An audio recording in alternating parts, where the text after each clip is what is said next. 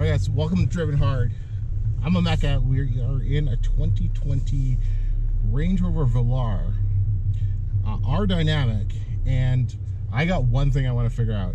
Does this actually deserve to be called a Range Rover, or is it something that you just had its, you know what, cut off? That's what we're going to find out in this video. So, being able to drive around this Velar for a little bit, and as soon as I got it, I had to do what pretty much 99% of all new Velar owners are going to do: find a trail like this. And I'm on the way to the mall, but I must have taken a wrong turn somewhere because I'm not finding it. But luckily, we do have Land Rover's train response system. This is not train response 2, so I don't have an auto mode, but I do have grass, gravel, snow, mud, ruts, sand, no low range, a single center locking differential, no rear locking differential. That is optional. But we're gonna put the transmission into sport and keep it in first gear as we creep along here. We do have hill descent control. Now, I'm gonna be a little biased coming from a Range Rover, right? I drive a Range Rover Sport. So, you know, everything that I get my hands on, I am gonna be kind of comparing it to that. Driving it around on these type of trails and some of the other sections I've been going on, I definitely miss not having a low range. The gearing in this transmission, it is adjusted, and the electronics are doing what they can, but honestly, don't kid yourself, nothing does beat a traditional low range 2-speed transfer case. Just the amount of torque that you get from that is just absolutely incredible. So we are running on the stock 21 performance tires, which are definitely not designed for this type of terrain.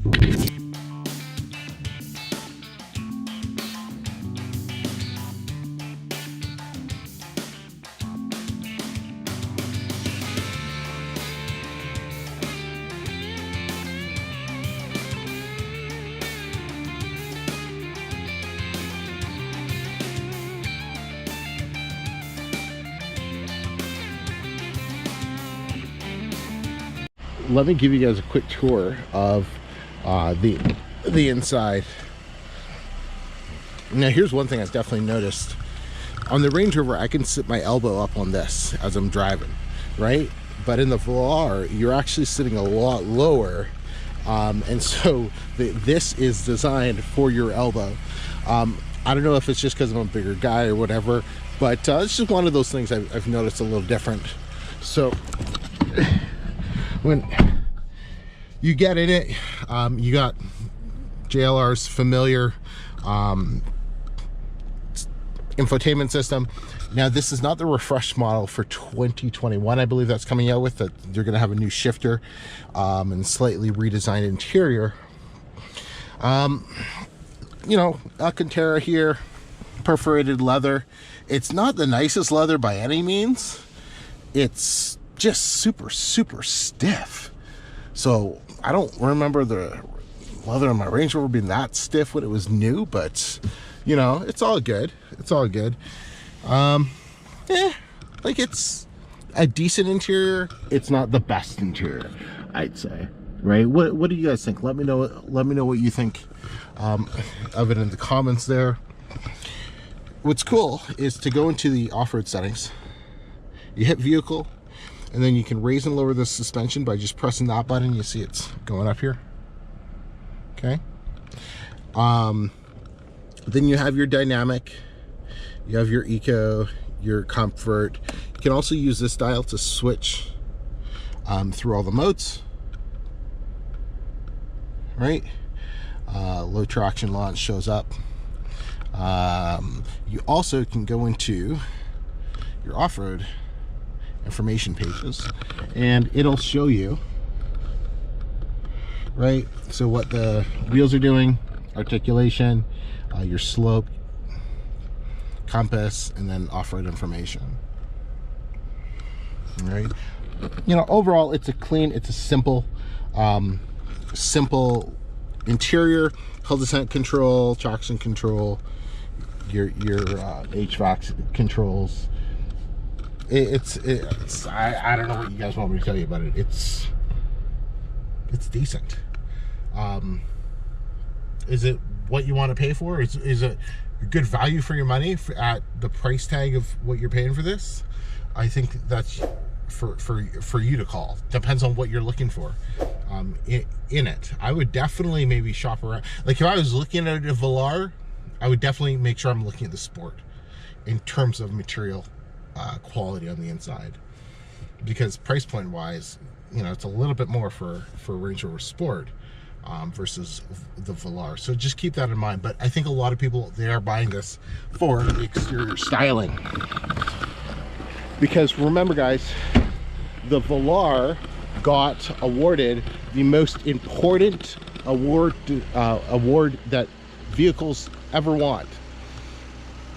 Best looking, or what was the fashion award or something like that, something stupid in 2018.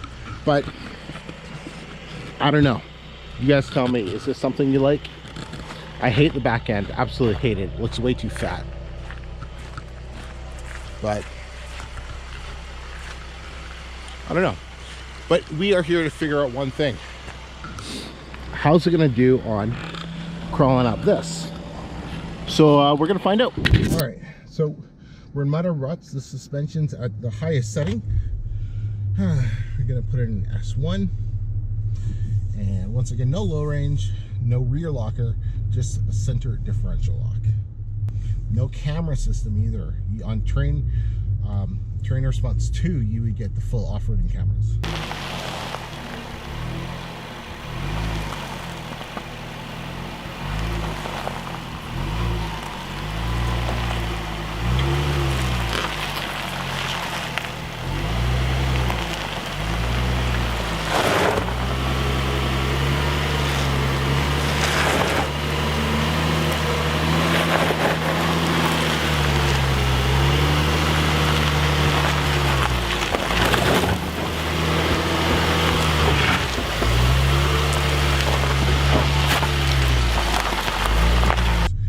I don't fully trust hill descent control without a low range, because the speed is just going to be a little too high still.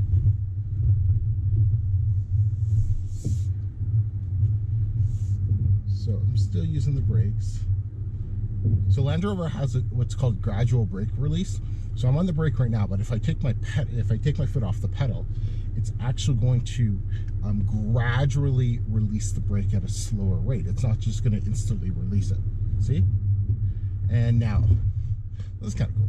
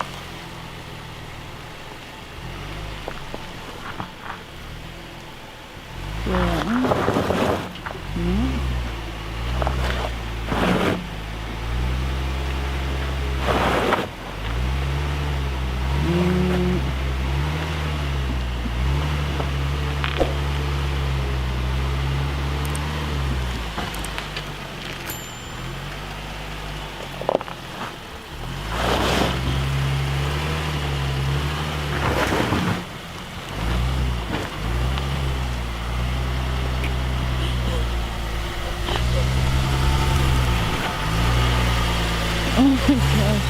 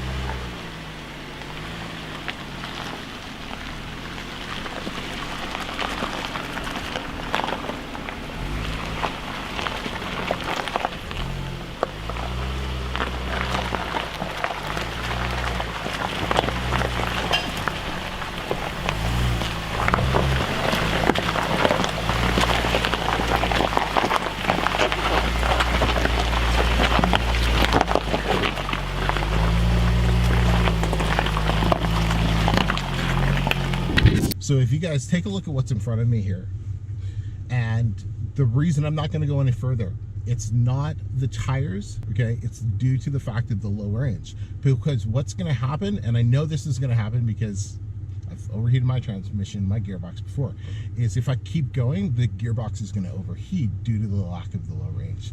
So let's wrap up, and let me give you my final thoughts on the 2020 Range Rover Velar.